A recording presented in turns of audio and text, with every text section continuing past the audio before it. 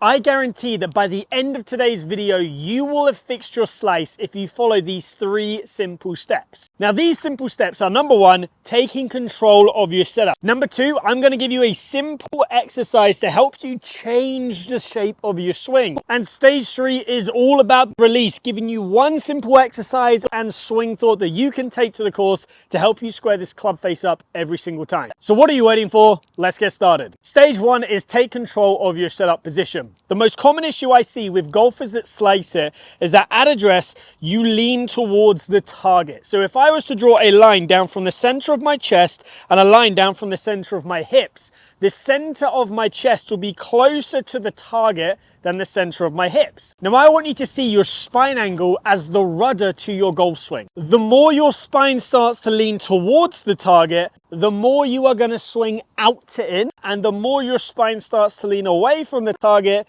the more you're going to swing in to out. Now, here's an added bonus. A lot of the time when golfers lean towards the target, you'll also find that their shoulders get very open and they grip the club weaker, meaning both hands are rotated around to my left as I'm setting up to this ball right here. All this is going to do is want to get me swinging over the top with an open club face, hitting that slice. By fixing your spine tilt, so getting your hips closer to the target than your chest, you'll often find this closes up or squares up the shoulders, meaning you can rotate your hands a little bit more around to the right, producing a slightly stronger grip than where it usually is. This is then going to promote you swinging a little bit more around you, helping you fix that slice. Now, let's go into a really simple drill to help you find this position. The exercise I want you to do is the tail drill. So grab your golf club, hold it on the center of your chest and your belt buckle just like so.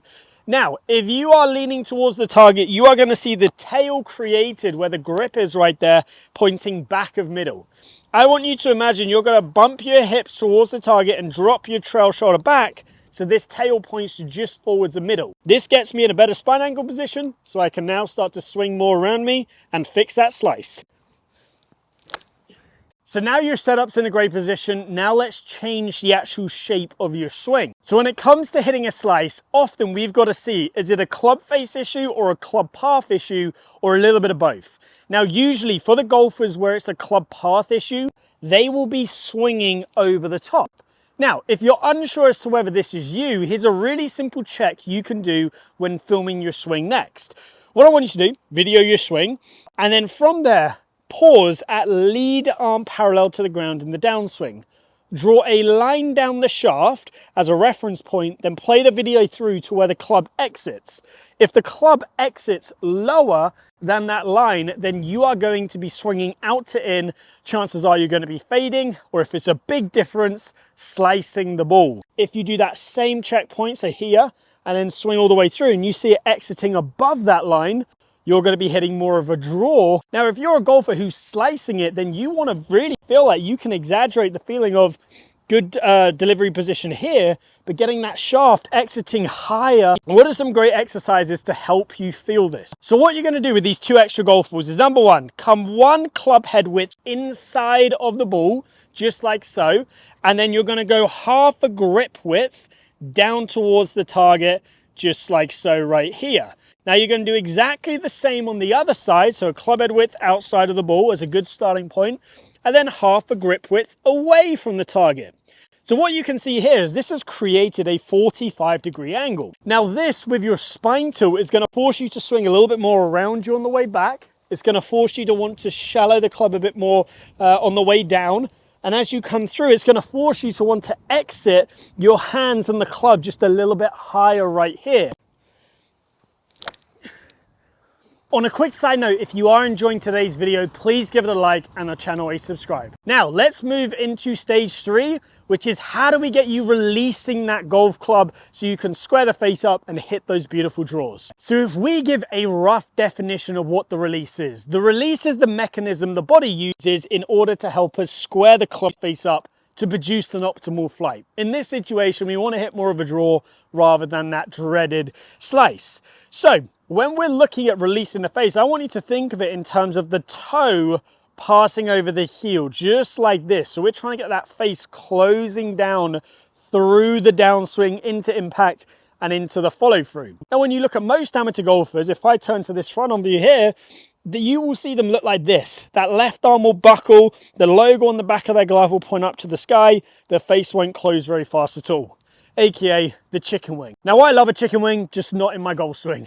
Now also what's happening is when the pros are actually squaring the face, they start to do it from the start of their downswing. They start to rotate that face into a square position. They continue to rotate it all the way through. Now trying to think of that and comprehend that the face is closing from the start of downswing is just way too much. So the way that I want you to simplify it down is understand that we are closing this face using a lot of our forearm rotation. Now a simple drill to help you with this is grip the club with your left hand and take your right hand and just loop it above your elbow just like so.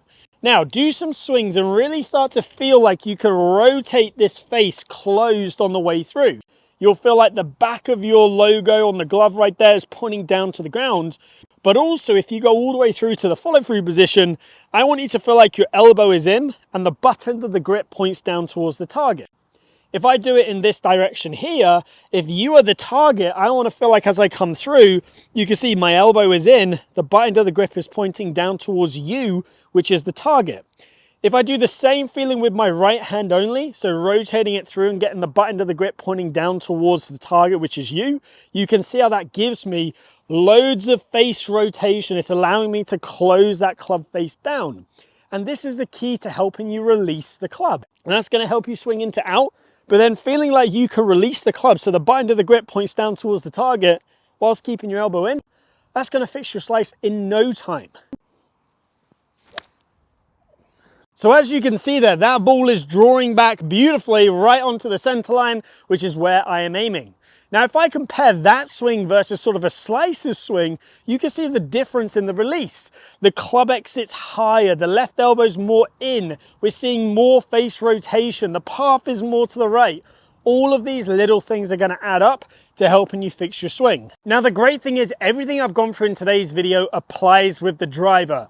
The tail drill, the 3-ball drill, the release drill, it's all exactly the same. So let me show you these 3 drills in action with the driver. So club on the center of the chest and the belt buckle, bump the hips towards the target, drop the trail shoulder, the tail points forwards the middle. My spine angle is now in a great position, and from there my grip is also going to be in a better position. I've got the 3-ball drill set up to get me swinging in to out. That moves my path to the right, and then I'm going to be focusing on releasing the club, left elbow in, and the key, butt end of the grip pointing down towards the target. That's going to produce more of a draw shape, just like this. That's a simple 3-step process to help you fix your slice. If you need more one-to-one help with your game, offer online coaching on the Skills platform. The link is down below.